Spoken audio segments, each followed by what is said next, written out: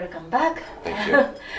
Well, this is Reiko, and thank you for watching Channel Zero. And today, again, I want to introduce you Dr. Robert Eldridge, who is involving with lots of government research between Japan and America. And so, Dr. Eldridge, and today I want to talk about the Nihonbyo. Byo means disease, Yes. Japanese disease. It doesn't mean that all the Japanese are diseased, but that I named Nihonbyo to certain type of Japanese people, not only Japanese, but certain type of people in the world today. And the Nihonbyo's Japanese disease definition is that there are very serious problems. We need to focus. We need to do something right now. But and we are all notice that. But we don't want to really get into it, and we just slightly look away from the real point and real problem, and then pretend that as if it doesn't really exist, you know.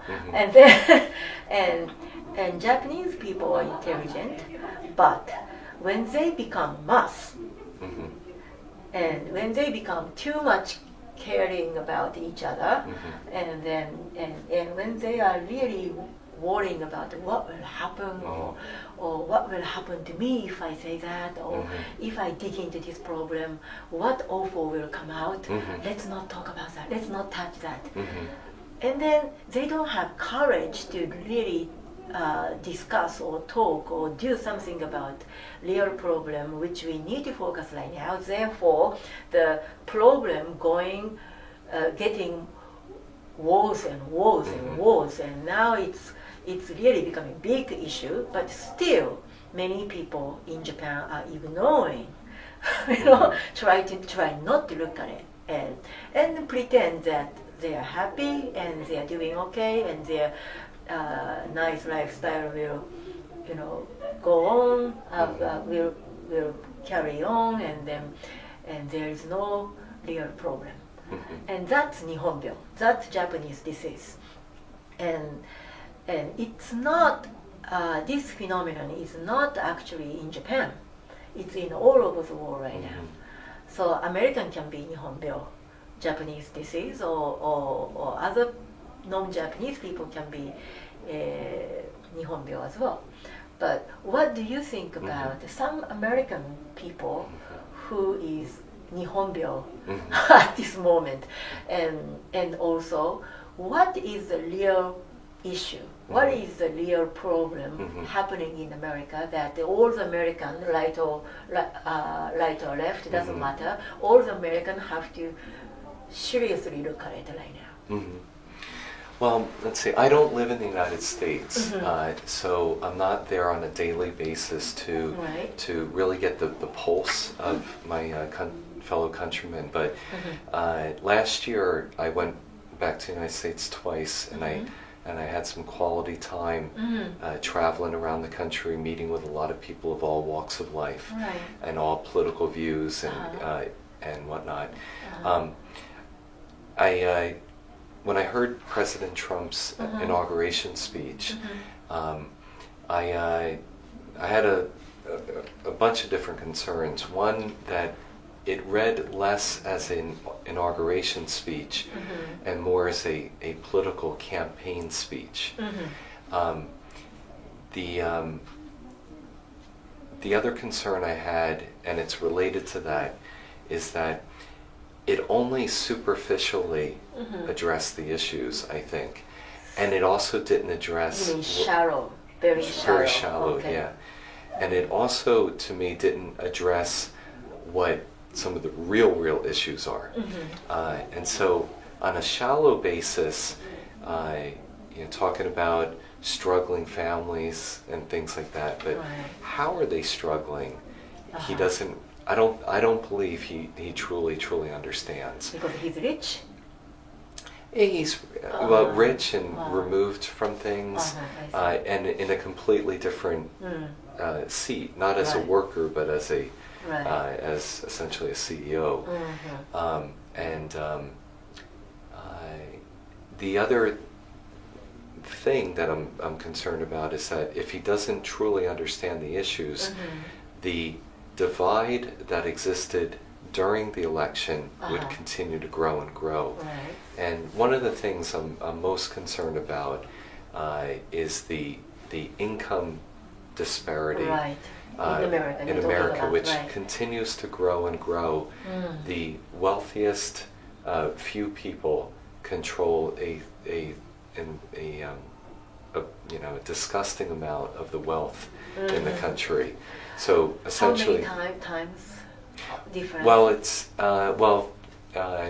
something in the neighborhood of 0.1% of the people control in the neighborhood of 90% of the wealth.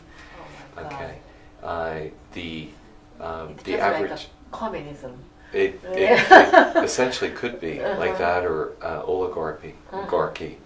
Another issue is that on an average basis, the average worker's yearly income is 1/475th of a CEO. So in other words, the CEO makes 475 times more than just the average worker.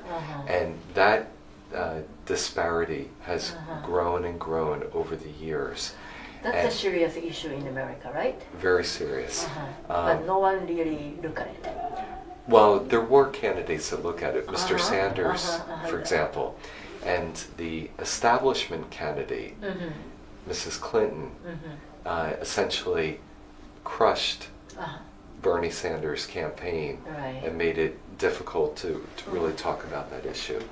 And so that's a form of American Nihonbyo. So, American versions of Nihonbyo, Japanese disease, yes, okay. So without addressing those issues, I'm very concerned. Another related issue is institutional racism that exists. Racism. Right.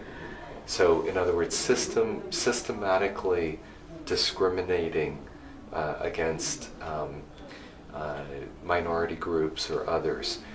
The result of that is that you have an increasingly embittered, angry minority population. So particularly African Americans, for example, the percentages of African Americans who go to jail, serve time, compared to white Americans. And that's not to say that it's because they commit more crimes.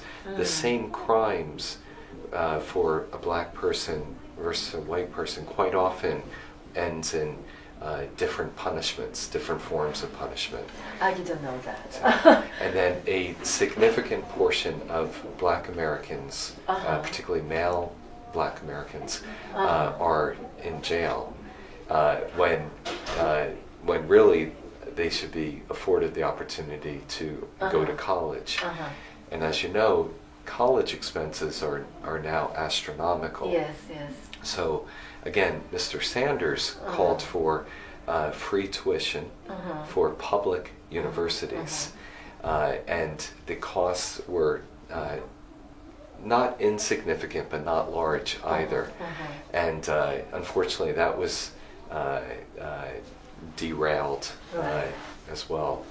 Although some states are going to be adopting that or trying to adopt it. Okay, all right. Well, I didn't know so much about the races between white or minority or whatever, but okay. So if you talk about that, on the other hand, I can understand some white people's fear as well, because I know many American friends. I have many American friends, and they are almost white people, but actually, they. I should choose the words. It's very, very delicate issue, so I should. Well, no, I'm not talking about social racism. I'm talking about systemic. Okay, systemic. That's right. So when the systems are working against minority groups, either through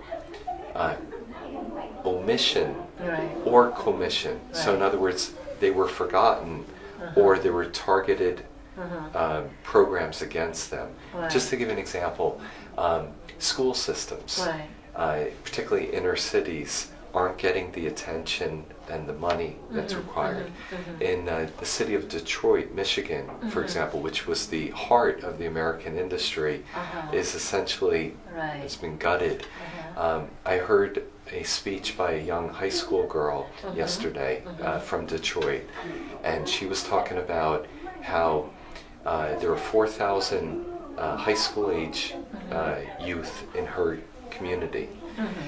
There's one school within 15 square miles for those 4,000 teenagers, one school. Whereas if you go into the suburbs outside of the city, there are about 7 or 8 schools in the same radius Right. for 2,000 students. And so there's a lot of inequality that exists. Socially, I would argue that with the exception of a few cases, most Americans are in a, I would almost say, in a post-racism era. But obviously that's not true. But compared to when I was young, a youth, Right. the advancements in interracial relationships and friendships and working together and all that, it's completely different. And there are still problems, but the real problems are when it's done through institutions and rules and regulations and policies that make it hard for their situation to be changed by themselves. Okay. And they lose hope and they have a lot of despair. A country that has no hope among its people really has no future. Yes. And that's what this election was about. That Same people thing happening in Japanese young people. and people were willing to bet on an unknown rather than staying with a known quantity. Right. That was Mrs. Clinton. I see. Okay. All right. Thank you very much. And then let's review what you said. So the real problem, what's going on in America, that all the Americans should focus, is the differences between rich and normal people, and also the racial issue, the social system of racial, not system, but social racial issues. Yeah, I would say that maybe the socio-economic results of institutional racism. All right. Okay. And one more thing I would say that all the Americans now should care about is food problem, and then poverty. Yes, and then I should talk about economic now. I mean, well, it's not only in America, but for example, in America, even if you have good job, but if you have serious disease and then or illness, and if you want to get the good treatment, you have to pay a fortune for that. Correct. Not like Japan. So and some people can afford it, but many people cannot. And this is also a very big issue. All the Americans have to do something about right now because it's connected to life. And also, I heard that from American people that there is no water in a Midwest area in America, because water is all taken away now. And so down Mississippi or upper east or west west side is all right, or Mount Rocky side is all right, but the middle area in America, huge, Colorado or Wyoming, the plains, Nebraska, the Great Plains, yes, and that's all drying up right now. Is that right? I've heard that from you, but I haven't. I'm not from that area. I'm not familiar with that. Okay, but if that is the case, and then even in America, serious hunger or poverty may come within 1 to 2 years, I think, because if there is not enough water and we can't harvest things, right? And then at the end, many poor people cannot even afford to buy food, and so could you please tell me about? You say now the problem is the difference between rich and normal people's salary. Right. And how much is the average people's salary in America right now? Well, it depends, but one statistic I heard was that 50% of American children now technically live in poverty, and 50% of families, households, make $30,000 or less A month. a year. A year! Oh my God! Okay, so so $30,000 for 1 year for a family. $30,000 represents 1/10 of a 1-hour speech that Mrs. Clinton gave to Goldman Sachs. They paid her for 1 hour or so, $275,000. And so when a family's struggling on a fraction of that for a whole year, it's almost as if you'd read it in a novel from 19th century Britain. How just the poor, how the poor are, and that's considered our middle class now. It just shows how poor things are becoming. So whether it's the economic issues, whether it's the issue of racism and whatnot, that's unsustainable. And then, as you mentioned, food security or food issues, in other words, environmental issues, ignoring the environmental challenges is also unsustainable. And one thing that's worrisome about the Trump administration and his cabinet picks is that many of them are climate change deniers, and they tend to be anti-scientific, anti-intellectual, and so as a result, it's more ideology that's driving some people than science. I see. Okay. Well, it seems like there are lots of serious problems in America to worry about. Okay. And next, we want to talk about how